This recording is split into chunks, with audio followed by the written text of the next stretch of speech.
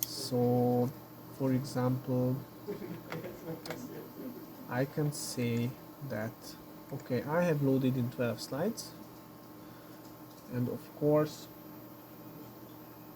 if it is needed I can tell the software to take all preview images. So around under 5 minutes it is going to load in and load out all the 12 slides, so you will have this bright field preview image. And then if you add a profile, and I'm going to add now the one we have created now. If you add this profile to slide number 1, you can always edit this profile here. This is the profile editor button. As you can see, this is the same group of settings that was on the left side of the microscope mode, same windows. The point is that if you are not happy with anything in this certain slide, okay, for slide number 1 I want excellent quality for some reason, because that customer has this requirement. This does not mean that this variation is included in this profile, not until you save it again. Okay. And it will also tell this you in a message. So now this change from good to excellent is going to be applied only to slide number 1. If you click save, and now here is the warning message. Then from now on, bright field slide 1 is a profile with excellent image quality, and if it was already added to these slides, they are also going to be excellent. Okay. But this customer wanted very small file size, so only with this slide, and then you just have to close it. I want low quality, that's it. So that's the point of this whole profile thing. If you are not using thresholding, so you want to select before the automatic scanning, you want to select all the scanned areas manually, you have to take all previews and then go slide by slide, add a certain profile. This can be different, of course, and adjust the scanned area. So on this slide I want a scan area like this. You just have to close it. But it is also true that if you save this, then this is going to be the default scanned area in this profile. Okay. But just closing it, it is only applied to this slide. For slide number 1, I want a completely different profile like this. But if you are using thresholding, so not manual scanned area selection, but thresholding.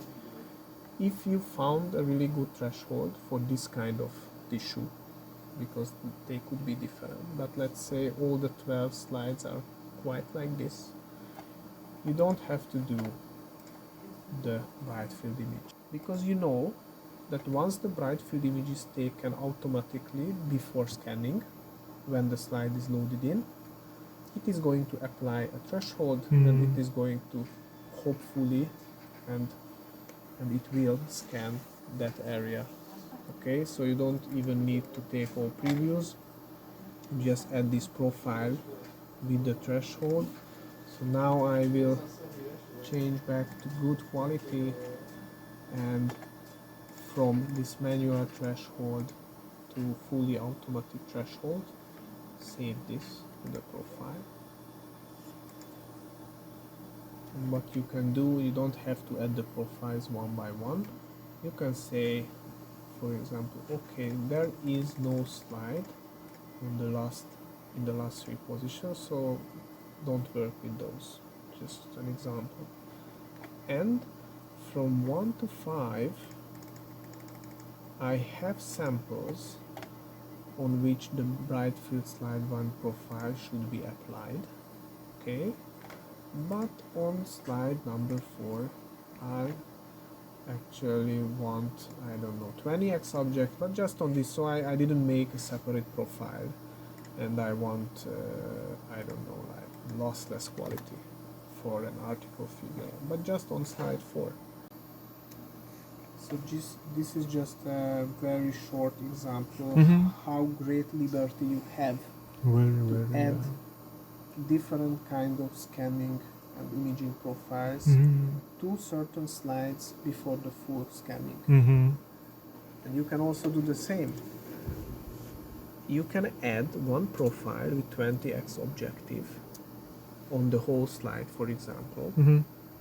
And you can add another profile with 40x objective on a predefined small area. And the scanner will do the 20x and then the 40x.